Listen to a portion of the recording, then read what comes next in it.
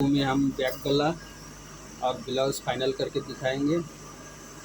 ये मैंने 3.5 इंच पे ये पहले एक और इधर भी मैंने 3.5 ले लिया। पहले एक में चौका गला तैयार किया इस तरीके से। उसके बाद ये भी गला बनेगा तो मैंने ये भी शेप दे दिया इस तरीके से। अब ये मैं कटिंग कर दे रहा हूँ।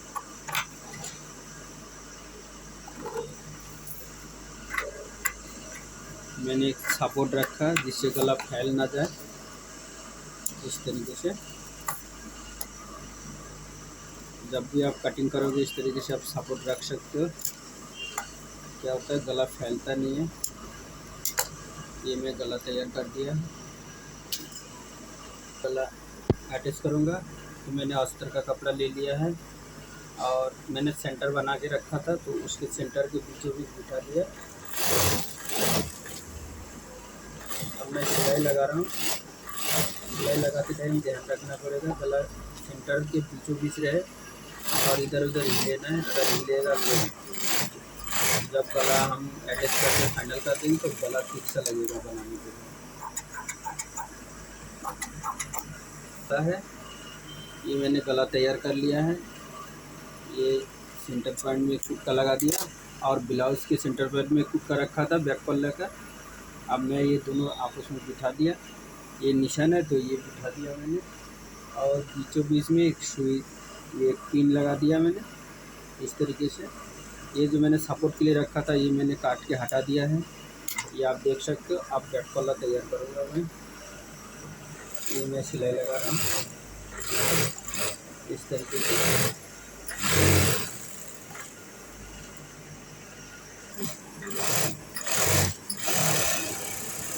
ये मैं गला जोड़ दिया, गले की कटिंग कर दिया। ये जो फालतू कपड़ा था ये मैंने काट के हटा दिया बीच में से। ये आप देख। अब मैं एक कुक्का लगा दिया छोटा सा इस तरीके से। भी गला है तो ज़्यादा कुक्का लगाना नहीं पड़ेगा, बैठ जाएगा गला। ये बैक गला तैयार हो गया हमारा। ये आप देख सकते हो इस तरीके से। अब मैं डाट डाल दूंगा। ये मैं डाट डाल दिया। कमर पट्टी तैयार करूंगा। मैं कमर पट्टी एक्स्ट्रा पट्टी लगाता हूँ हमेशा। इसी कपड़े को मैं डायरेक्ट नहीं मोड़ता हूँ, इसीलिए मैं बैक पल्ले में 1 इंच मार्जिन रखता हूँ। 13 इंच लंबाई है तो मैंने 14 इंच रखा है। इसीलिए रखा है कि आधा इंच ऊपर का मार्जिन आधा इंच नीचे का मार्जिन। अब मैं पट्टी लगा के उसको मोड़ दूंगा इस तरीके से।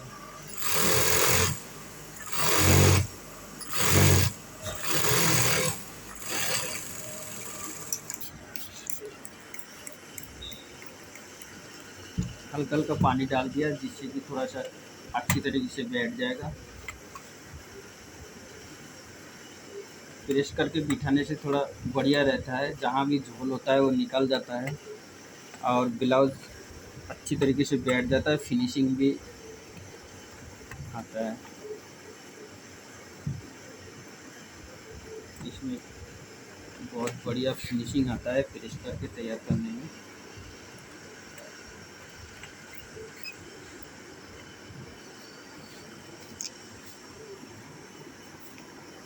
जोड़ देंगे। पहले मैंने पार्ट 1 में फ्रंट पल्ला तैयार करके रखा था। अब पार्ट 2 में मैं ये फ्रंट पल्ला जोड़ रहा हूँ। ये आप देख सकते हैं। ये मैं फाइनल कर दिया।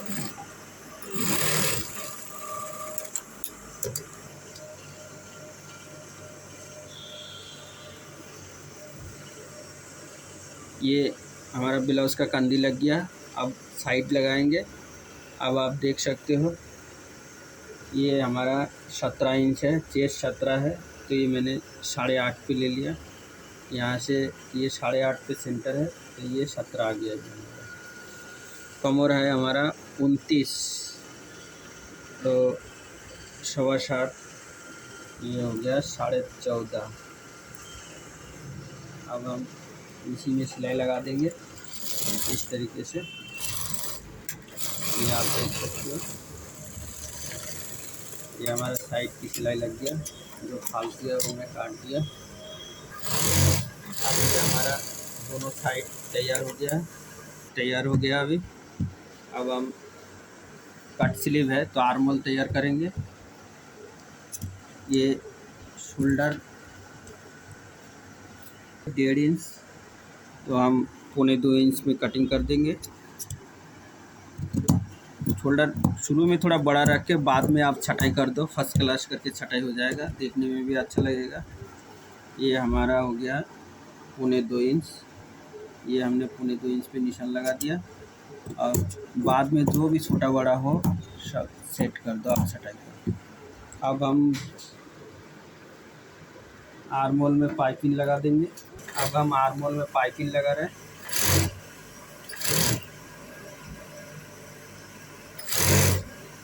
ये आप देख सकते हो, जब हम पाइपिंग लगाते हैं तो पाइपिंग को हल्का हल्का खींच के रखना पड़ता है, पाइपिंग को हल्का खींच के रखना पड़ता है और आर्म होल को खींचना नहीं पड़ता। आर्म होल को लगा के बिठाना है और पाइपिंग को हल्का खींच के रखना है, पाइपिंग को हल्का खींच के रखना है।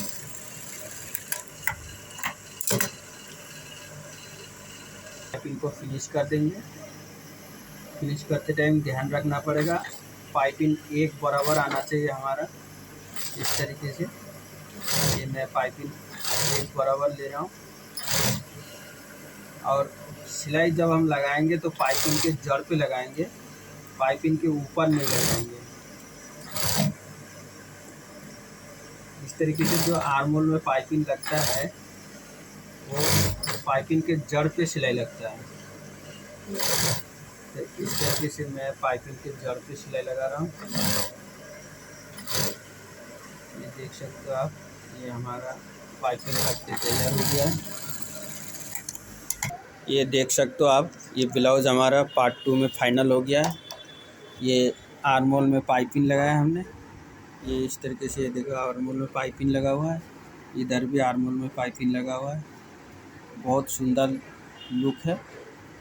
सामने का मैंने वी शेप में गला रखा है, पीछे का भी वी गला है।